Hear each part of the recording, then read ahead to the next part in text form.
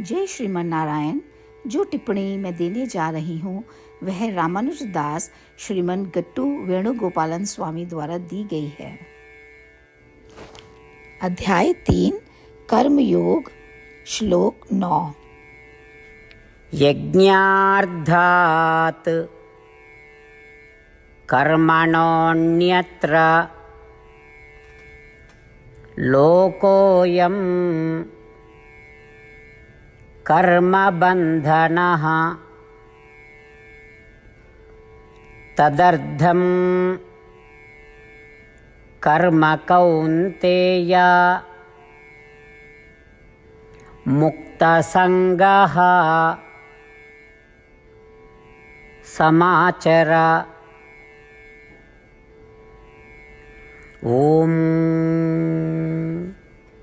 गीताचार्य श्री कृष्ण परमात्मा अर्जुन सहित हम सभी को कर्म योग की शिक्षा दे रहे हैं।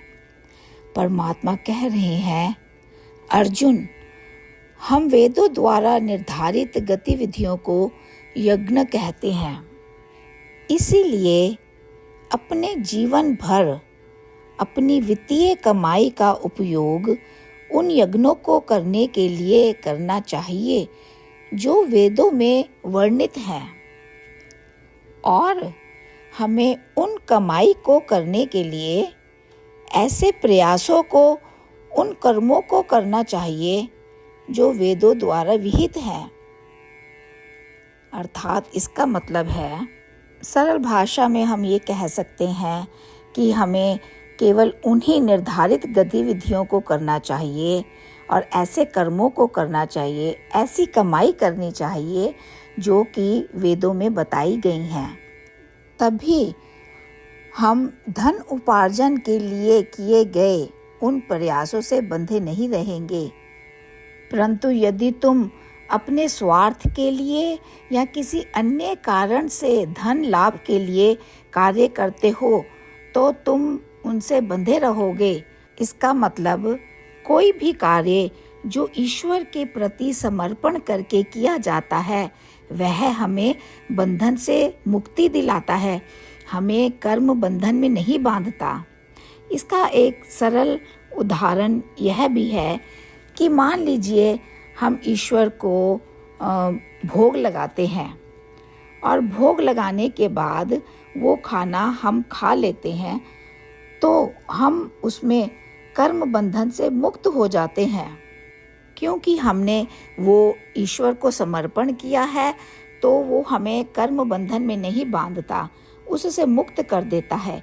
इसी प्रकार कृष्ण भगवान समझाते हैं कि हमें अपने हर कार्य को ईश्वर को समर्पण करके ही करना चाहिए, तभी हम जीवन के चक्र, जन्म और मृत्यु चक्र से बचते हैं। कोई भी ऐसा कार्य जो हम ईश्वर की संतुष्टि के लिए नहीं करते तो वो हमें कर्म में बांधता है। इसलिए परमात्मा कहते हैं, अर्जुन, फल की इच्छा किए बिना वेदों में बताए गए कर्मों को ही करते रहो। इस प्रकार भगवान हमें जीवन की यात्रा में आगे बढ़ने के लिए एक सिद्धांत प्रदान कर रहे हैं। आइए हम सभी भगवान द्वारा दिए गए इस सिद्धांत का पालन करें और अपना दैनिक जीवन व्यतीत करें।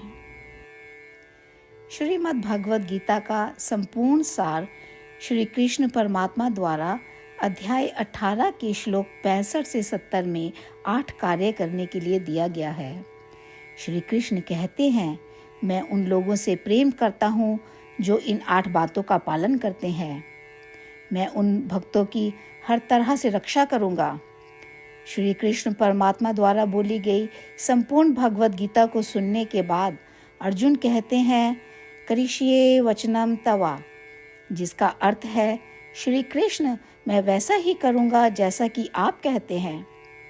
यही कारण है कि श्री कृष्ण ने अर्जुन को सभी प्रकार की सफलताएं और विजय प्रदान की है।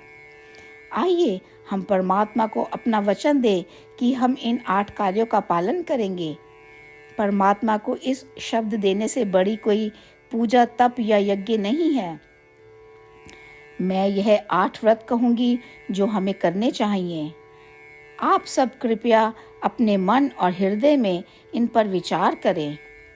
इस तरह से हम श्री कृष्ण को अपना वचन देते हुए हम सभी श्री कृष्ण के प्रसन्न भरे मुख की कल्पना करें और इस आनंद को महसूस करें। जय श्रीमन नारायण। ये है हमारे 8 वादे। हमारा पहला वादा, हे श्रीमन नारायण, जैसा कि आपने निर्देश दिया है मैं हमेशा आपका ध्यान करूंगी और आपके बारे में सोचूंगी। हमारा दूसरा वादा, हे श्रीमन नारायण, जैसा आपने सलाह दी है हमेशा आपका भक्त रहूंगी। हमारा तीसरा वादा, हे श्रीमन नारायण, मैं आपकी सेवा के रूप में और आपकी संतुष्टि के लिए अपने सभी कार्य करूंगी। हमारा चौथा वादा, हे श्रीमन नारायण, जैसा कि आपने अनुसरण करने के लिए कहा है, मुझे पूर्ण विश्वास है कि मैं आपकी हूँ और मैं हमेशा हाथ जोड़ूंगी और आपको नमस्कार करूंगी और आपकी पूजा करूंगी। हमारा पांचवा वादा, हे श्रीमन नारायण, मुझे आपके शब्द याद आते हैं, माम एकम शरणम व्रजा 1866, कि आपने आत्मसमर्पण करने के लिए कहा था। हे श्रीमन नारायण, मैं केवल आपकी शरण में जाती हूँ। हमारा छठा वादा, हे श्रीमन नारायण, मुझे आपके शब्द माँ शुचः 1866 याद है कि आप हमें शोक ना करने का आश्वासन दे रहे हैं। मैं अब और शोक नहीं करूँगी। हमारा 7वां वादा, हे श्रीमन नारायण, आपने हमारे लिए श्रीमद् भागवत गीता प्रदान करके हम सभी पर कृपा की है और आशीर्वाद दिया है। मैं प्रतिदिन कम से कम 1 श्लोक पढ़ने या सुनने का वादा करती हूँ। हमारा 8वां वादा, हे श्रीमन नारायण, आपने गीता को पूरी मानवता तक पहुँचाया। मैं गीता में आपके दिव्य शब्दों को उन भक्तों तक पहुँचाने की कोशिश करूँगी जो गीता से अपरिचित हैं। हमने अभी अभी परमात्मा से अपने 8 वादे किए हैं। श्रीमन नारायण को हर दिन यह वचन देना कि हम वही करेंगे जो वे स्वयं कहते हैं, अपने आप में एक महान पूजा है। आइए हम अपने अडिग विश्वास के साथ उन्हें अपना वादा दें। हे श्रीमन नारायण, जैसा आप कहते हैं मैं वैसा ही करूँगी, जैसा आप चाहते हैं मैं वैसा व्यवहार करूँगी और केवल आपके लिए काम करूँगी। श्रीमन नारायण करिष्ये वचनम तवा, जिसका अर्थ है श्रीमन नारायण, मैं आपके निर्देशों के अनुसार कार्य करूँगी। सर्वम श्री कृष्णा अर्पणमस्तु। जय श्रीमन नारायण। यज्ञार्थात् कर्मणोऽन्यत्र लोकोऽयं कर्मबन्धनः तदर्थं कर्म कौन्तेय मुक्तसङ्गः समाचर। ओम यज्ञार्थात् कर्मणोऽन्यत्र लोकोऽयं कर्मबन्धनः तदर्थं कर्म कौन्तेय मुक्तसङ्गः समाचर। ओम श्रीमन्नारायण करिष्ये वचनं तव। सर्वं श्रीकृष्णार्पणमस्तु। जय श्रीमन्नारायण। जय श्रीमन नारायण। सभी भक्तों से विशेष निवेदन, हमारे जीवन में सभी चीज़ों में हम तत्काल और प्रभावी परिणाम चाहते हैं। इसे प्राप्त करने के लिए प्रतिदिन 1 मिनट व्यतीत करें और नारायण अस्त्रम पढ़ें।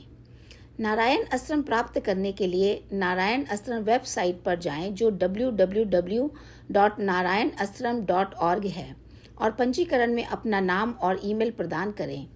आपके द्वारा प्रदान किए गए ईमेल पर आपको एक नारायण अस्त्रम PDF प्राप्त होगा। PDF में 1 रामायण श्लोक, 1 गीता श्लोक और 1 विष्णु नाम है। इन तीनों को मिलाकर नारायण अस्त्रम कहा जाता है। प्रत्येक व्यक्ति को इन श्लोकों का भिन्न संयोजन प्राप्त होता है। जब हर कोई 24,000 भक्तों के साथ प्रतिदिन अपने नारायण अस्त्रम को पढ़ता या सुनता है, संपूर्ण रामायण पारायण का एक दौर, श्रीमद् भगवद गीता पारायण के 33 राउंड, श्री विष्णु सहस्त्र नाम स्तोत्र पारायण के 24 राउंड हर रोज पूरे होते हैं। यह एक ऐसा उल्लेखनीय और असाधारण परिणाम है जो हर दिन ऐसा करने से निकलता है। इसलिए आप और आपके परिवार के सदस्य तुरंत जाकर अपना नारायण अस्त्रम प्राप्त करें। जय श्रीमन नारायण।